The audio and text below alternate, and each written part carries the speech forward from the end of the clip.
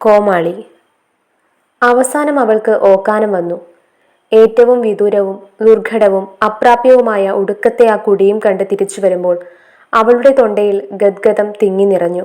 അത് മറച്ചു പിടിക്കാനായി അവൾ പഴയ ചില പാട്ടുകൾ മൂളിക്കൊണ്ടിരുന്നു. ഹോ, ഈ മാനവരാശി എന്നതുണ്ടല്ലോ. ഓഫ് റോഡ് എന്ന് പറയും അമ്മ, പാതയില്ലല്ലോ. അന നീങ്ക വന്ന സമയം പെർഫെക്റ്റ്. ചെളിയില്ല. ഇന്നലെ ഒറ്റ മഴ മാത്രം പെയ്തു, അതിനാൽ പൊടിയില്ല. ഒരു മഴ കൂടി പെയ്തിരുന്നെങ്കിൽ പുളു നിറയും. അട്ട മുട്ടറ്റം കയറും, അത് പിന്നെ മുകളിലേക്കും. ഉടുപ്പിനുള്ളിലെല്ലാം ഒട്ടിപ്പിടിക്കും. അണ്ണാദുറൈ എന്ന് സ്വയം പരിചയപ്പെടുത്തിയ അയാൾ ഓർത്തോർത്തു രസിച്ചുകൊണ്ട് തുടർന്നു. ആതങ്കവാദി പറച്ചിനും കൊണ്ട് മാത്രമല്ല അമ്മ, അതുകൊണ്ട് ആരെയും അങ്ങോട്ട് കടത്തില്ല എന്നു മാത്രം. എല്ലാ വകുപ്പിന്റെയും പെർമിഷൻ വാങ്ങണം ഒരാൾക്ക് അങ്ങേ പോവാൻ. അത് നോർമലി കൊടുക്കില്ല.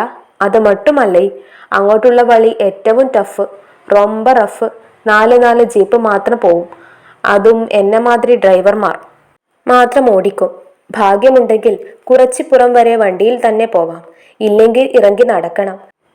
8 കിലോമീറ്റർ. അട്ടയും പൊടിയും ചെളിയും ഇല്ലെങ്കിൽ പ്രമാദമാണ് ട്രക്കിങ്. ഞാനത് കഴിഞ്ഞ 20 കൊല്ലമായി ചെയ്യുന്നു. ആന ഒന്നുമേ സമ്പാദിച്ചില്ലേ. 13 കിലോമീറ്റർ ഓടാൻ 3000 രൂപ വാങ്ങിയാൽ ഊഹിക്കാമല്ലോ.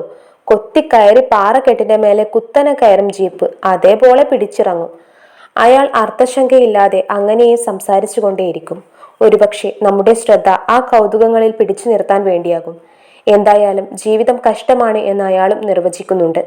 ഈ ചേതനയെ എനിക്കെന്ത് വന്ന് കാർത്തികേയൻ തമ്പി ഗണേശ്വരനെ, അവൾ പാടി.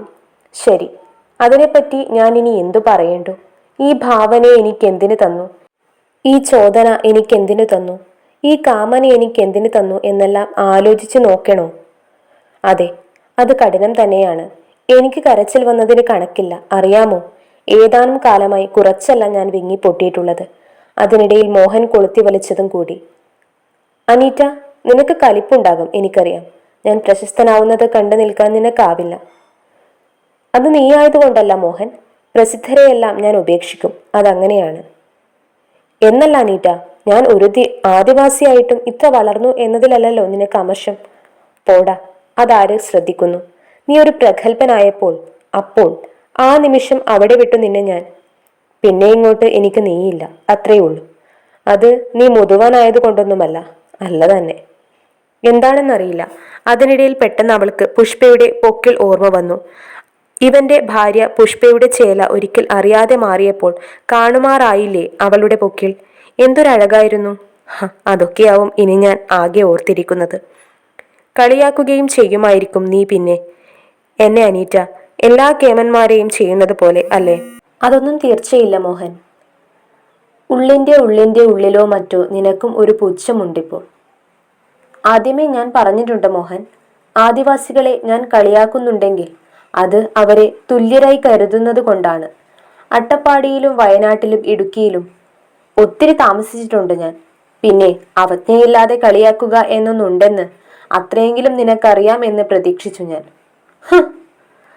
മനഃപൂർവ്വം എന്നെ വെറുപ്പിക്കാനായി നീ നടിക്കുന്നതാണ് പലതും. പക്ഷേ എന്നെ പിണക്കിയിട്ട് നിനക്ക് യാതൊരു ലാഭവും ഉണ്ടാവില്ല. നിശബ്ദയായി പിന്മാറുകയേ ഉള്ളൂ ഞാൻ. ഓ, അറിയാം അനീറ്റ. സങ്കടവും ദേഷ്യവും ഒക്കെ സഹിക്കാനാവാതെ വരുമ്പോൾ കളിയാക്കി തീർക്കുക കുറെ കേട്ടിട്ടുണ്ട് ഞാൻ. എന്തായാലും എന്റെ ദിഷണയെ കുറച്ചു കാണാതിരിക്കുന്നതിന് നന്ദി. എന്നെ കാണാൻ ഒരു ഫോറിൻ ചാനൽ വരുന്നുണ്ടെന്ന്. അതിന് ഇത്തിരി ഒരുങ്ങാനുണ്ട്. നിന്റെ സഹായമില്ലാതെ അനീറ്റ, ഇനി എനിക്ക് അത് വേണ്ട കേട്ടോ. എന്തൊരു രോഷം! അവൾ ചിരിച്ചുപോയി. പുറം ലോകത്തോടുള്ള ക്രോധം മുഴുവനും അവൻ ഇപ്പോൾ എന്നോടാണ് കാണിക്കുന്നത്. നന്നായി. പോവുമ്പോൾ ഒന്ന് ആഞ്ഞു തുപ്പുക കൂടി വേണ്ടിയിരുന്നു നീ സഖാവ്. സഖാവ് ശരിക്കും സഹാനുഭൂതിയുള്ളവരെ ഇവിടുത്തെ സർക്കാർ കിങ്കരന്മാർ ചേർന്ന് മാവോ എന്ന് മുദ്ര കുത്തുന്ന ഒരു സമ്പ്രദായമുണ്ട്. പിന്നെ അയാൾ എപ്പോൾ വേണമെങ്കിലും ഏറ്റുമുട്ടലിൽ കൊല്ലപ്പെടാം. ഞാൻ സ്ത്രീ ആയതിനാലും സർക്കാർ തന്നെ നിയമിച്ച ഒരു ഉദ്യോഗസ്ഥയായതിനാലും എന്നെ ആർക്കും നിലംപരിശാക്കാൻ പറ്റില്ല. പക്ഷേ മോഹൻ കാണിച്ചത് കണ്ടില്ലേ? അവന് വിടാം. ഇനി എന്തിന്? ഇനി അവൻ പോയി തുലയട്ടെ മോഹൻ. ഞാൻ കളിയാക്കിക്കൊണ്ടേയിരിക്കും. നീ നിന്റെ പാട്ടിന് പോ. പാട്ടിന് പിന്നാലെയുള്ള എൻ്റെ ഈ നെട്ടോട്ടം, അതോ പരക്കം പാച്ചിലോ? ഒരു 100 കടമ്പകളിൽ ആധാരം കാണിച്ച് സമ്മതം വാങ്ങേണ്ടി വന്നിട്ടുണ്ട്, രേഖാമൂലം. അപ്പോഴെല്ലാം ദശാസന്ധി എന്നു പേരുള്ള ഒരാൾ കുറെ സഹായിച്ചു. മോഹൻ ബുദ്ധി രാക്ഷസനായതിനാൽ കേവലമായ നൂലാമാലകളിലൊന്നും ഇടപെടില്ലല്ലോ. പുതുക്കുടി, ചിന്നക്കുടി, പെരിയക്കുടി എന്നിവ കടന്നാൽ പെട്ടിമുടിയിലെത്തും. അവിടം വിട്ടാൽ പിന്നെ ആഹാരമൊന്നും വാങ്ങാൻ കിട്ടില്ല. ഇഡലിപ്പാറയിൽ സ്വല്പം വിശ്രമിക്കാം. അവിടെ ഇരുന്ന് കയ്യിൽ കരുതിയ പലഹാരം കഴിക്കാം. ഇതിനോ ആദമേ നിന്നെ ഞാൻ തോട്ടത്തിലാക്കി കായ്കനികൾ ഭക്ഷിപ്പിക്കാനോ പാട്ടം സൂക്ഷിപ്പിക്കാനോ? അനീറ്റ, ആനയോ പോത്തോ വന്നാൽ നീ ഈ പുരയിലേക്ക് ഓടിക്കയറിക്കോ, മോഹൻ മന്ത്രിച്ചു. കേട്ടോ, കല്ലുകൊണ്ടുണ്ടാക്കിയതാ അത്. അത് ഈ ഇഡലിപ്പാറയിലല്ലേ? അവിടെ നിന്ന് പോകുന്ന വഴിയിൽ വച്ച് കണ്ടുമുട്ടിയാലോ? എന്തു ചെയ്യും? അപ്പോൾ ഒന്നും ചെയ്യേണ്ടതില്ല നീ, അവർ ചെയ്തോളും. ഫലിതം നുണഞ്ഞുകൊണ്ട് മോഹൻ ചിരിച്ചു. കാണുന്ന എല്ലാ ചെറുപ്പക്കാരുടെയും കയ്യിൽ കത്തിയുണ്ട്. അത് പിശാചിനെ പേടിയുള്ളത് കൊണ്ടാണത്രേ. പേയ്.